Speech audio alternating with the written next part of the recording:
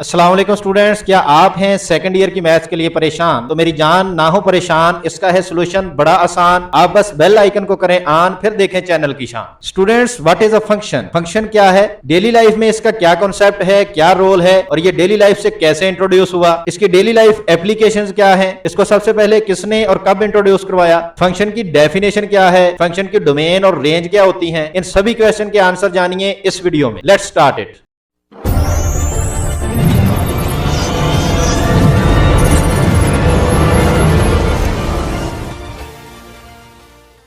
बिस्मिल्लाहिर्रहमानिर्रहीम, रब्बि ज़िदनी इल्मा। Students, I am Mohammad Suhaib, your maths instructor. I hope all of you will be fine. Students, अगर हम इस कायनात पे गौर करें तो हमें मालूम होता है कि ये कायनात खुद ब खुद मार्ज़ वजूद में नहीं आई, बल्कि इसको बनाने वाली और चलाने वाली ज़ात अल्लाह रब्बुल इज़्ज़त की है। अल्लाह रब्बुल इज़्ज़त ने इस कायनात को एक मरबूत और मजबूत निज़ाम से बनाया है, जिसकी वजह से ये पूरी कायनात आपस में जुड़ी हुई है और इस कायनात में हर चीज के दरमियान कोई ना कोई रिलेशन जरूर पाया जाता है। जैसे इंसान और मिट्टी के दरमियान क्या रिलेशन है? इंसान मिट्टी से बना है और मिट्टी से निकलने वाली चीजों को यूज करता है। इसी तरह कायनात की हर चीज के दरमियान कोई ना कोई रिलेशन जरूर पाया जाता है। इसी तरह अगर हम गौर करें तो नंबर्स के दरमियान भी कोई ना कोई रिलेशन पाया जाता है। तो आइए देखते हैं इनके दरमियान क्या रिलेशन पाया जाता है। 6 और 3 के दरमियान क्या रिलेशन है? 3 और 9 के दरमियान क्या रिलेशन है? यहाँ पे अगर देखें, मैं लिखूं 3 एंड 6, इनके दरमियान क्या रिलेशन होगा? फिर इसी तरह 3 और 9 के दरमियान क्या रिलेशन है? अगर हम गौर करें तो यहाँ पे देखिए 6 जो है 3 का क्या है? डबल है। इसी तरह 9 जो है 3 का क्या है? स्क्वायर है।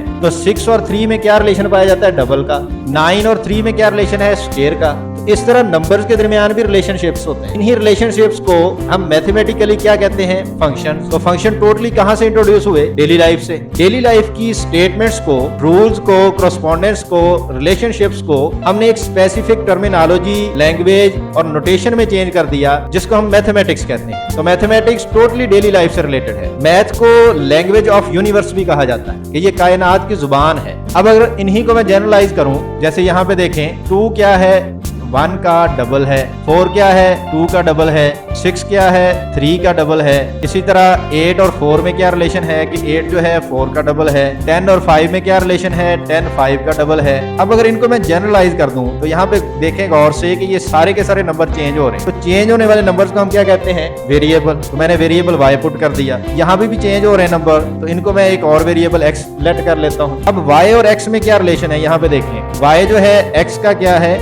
डबल है। तो इसको मैथमेटिकली कैसे लिखेंगे? y is the function of x which is equal to 2x। ये एक स्विस मैथमेटिशियन था जिसने ये नोटेशन इंट्रोड्यूस करवाई थी। तो इसका नेम आपने याद रखना है, y is equal to f of x। इसको रीड कैसे करते हैं? y is equal to f of x। या इसको पढ़ते कैसे हैं? या इसका मतलब क्या होता है? y जो है x का फंक्शन है, y is the function of x। इसी तरह अगर स्क्वायर वाली को मैं जनरलाइज करूं तो यहाँ पे देखें, 1 किसका स्क्वायर है? 1 का। 4 और 2 में क्या रिलेशन है कि 4 जो है 2 का स्क्वायर है। 9 और 3 में क्या रिलेशन? 9 3 का स्क्वायर है। 16 और 4 में क्या रिलेशन है? 16 जो 4 का स्क्वायर है। 25 किसका स्क्वायर है? 5 का। तो ये इनमें रिलेशन है। अब यहाँ पे देखें, ये भी नंबर चेंज हो रहे हैं, ये भी चेंज हो रहे हैं। इनको मैं नेम दे देता हूँ y का, यहाँ पे मैं नेम दे देता हूँ x का। दोनों के दरमियान रिलेशन कौन सा है? दोनों के दरमियान रिलेशन कौन सा है? स्क्वायर का। अब इसको अगर मैं लिखना चाहूँ मैथमेटिकली तो कैसे लिखूंगा? y is the function of x। इनके दरमियान फंक्शन कौन सा है? स्क्वायर का। y is equal to function of x। Students, इन दोनों को अगर मैं सेट्स की फॉर्म में लिख दूं, जैसे यहाँ पे देखें, यहाँ पे मैं A सेट बनाता हूँ, यहाँ पे मेरे पास B सेट है। अब यहाँ पे मैं नंबर लिखता हूँ 1 2 3 4 5 up to so on x। यहाँ पे मैं नंबर लिख देता हूँ 2 4 6 8 10 up to so on y।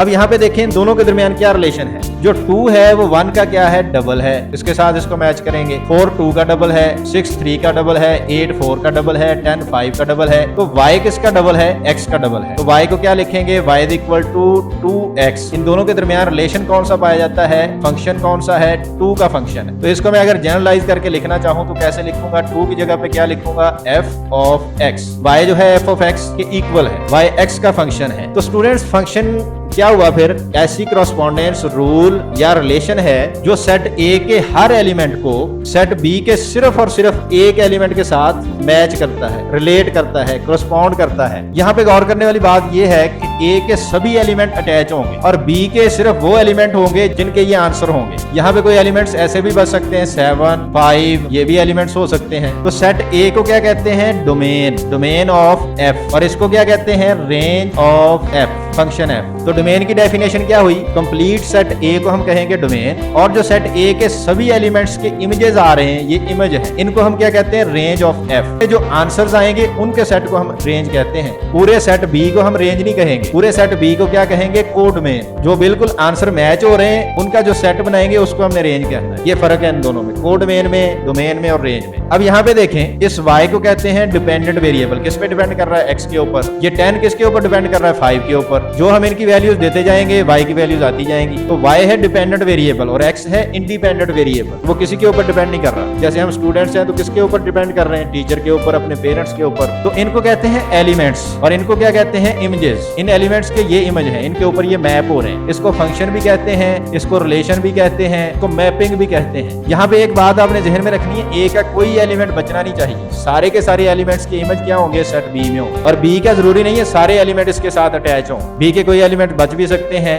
जो बचेंगे वो कोड मेन में आएंगे, जो आंसर्स आएंगे वो रेंज में आएंगे। तो इसकी अगर फॉर्मल डेफिनेशन हम देखना चाहें तो वो क्या होगी? Function F from A to B is the relation correspondence rule which assigns each element of set A to the unique element of set B, कि सेट बी के सिर्फ और सिर्फ एक यूनिक एलिमेंट के साथ इसको अटैच करें। बेवफाई ना हो, दो नंबरी ना हो, सिर्फ और सिर्फ एक एलिमेंट के साथ इसको अटैच करें। अगर 3 का आंसर 10 भी आ रहा है तो ये फंक्शन नहीं होगा। ये नंबर्स भी आपस में बेवफाई नहीं करते, वो भी सिर्फ और सिर्फ एक के साथ ही अटैच होते हैं। तो इसको हम क्या कहते हैं? फंक्शन कहते हैं। अगर 3 के 2 इमेजेस आ रहे हैं जिसको हम कहते हैं दोगलापन, तो वो फंक्शन नहीं होगा। नंबर्स में भी ये चीजें एग्जिस्ट करती हैं। तो स्टूडेंट्स, यहाँ पास काफी टर्म्स हमने समझ ली। अब अगर इसको मैं बहुत सिंपली समझाना चाहूँ तो कैसे हम लिखेंगे कि अगर इसको मैं कहूँ कंप्यूटिंग मशीन है हमारे पास, इसको हमने नेम दे दिया f ऑफ x का। यहाँ से इसकी इनपुट आ रही है x की फॉर्म में, यहाँ से आउटपुट हमें मिल रही है f of x which is equal to y की फॉर्म में। तो यहाँ मैं अगर x की वैल्यू 1 पुट करूँ, कंप्यूटिंग मशीन में हम कौन सा ऑपरेटर लगा दें कि यहाँ पे डबल का ऑपरेटर है। फंक्शन कौन सा है? डबल का। कि यहाँ से अगर हम 1 लें तो इसका डबल करेंगे, यहाँ पे आउटपुट कितनी मिली? हमें 2 मिली। यहाँ पे अगर मैं 2 लूं तो इसका डबल क्या होगा? 2 का 2 होगा, तो हमें आउटपुट क्या मिलेगी? 4। ये नंबर्स के ऊपर ये सिस्टम या कंप्यूटिंग मशीन क्या हो रही है? ऑपरेट, और हमें आउटपुट दे रही है उसी के हिसाब से 4 और 2। तो इस तरह हम इसको समझ सकते हैं, बहुत इजी सा इसका कॉन्सेप्ट है। अब यहाँ पे देखें, अगर ये फंक्शन की सारी वैल्यूज आपके पास रियल नंबर्स में आ रही है, ऐसे फंक्शन को हम कहते हैं रियल वैल्यूड फंक्शन। तो वैल्यूज कैसे फाइंड करते हैं? यहाँ पे अगर मैं एक फंक्शन लिखूं f of x is equal to x cube plus x square, अब इसको कैसे डेली लाइफ से रीड करते हैं? एक नंबर है, उसका क्यूब है, फिर उसमें उसका स्क्वायर ऐड करें तो नंबर क्या होगा? यहाँ पे आप वैल्यूज देते जाएं। 1 पुट करें तो 1 क्यूब प्लस 1 स्क्वायर, क्या आंसर होता है? 1 प्लस 1, आंसर क्या आया? 2। इस तरह हम ये जो फंक्शन है, कंप्यूटिंग मशीन है, ये इसके ऊपर ऑपरेट हो रही है। वैल्यूज कहाँ से पिक कर रही है? 1। इसी तरह अगर मैं 2 करूँ यहाँ पे तो कितना बनेगा? 2 क्यूब, 2 स्क्वायर कितना बना? 2 क्यूब 8 होता है, प्लस 2 स्क्वायर 4 होता है। तो कितना आंसर इसने आउटपुट कितना दिया? 12। इनपुट इसका 2 था,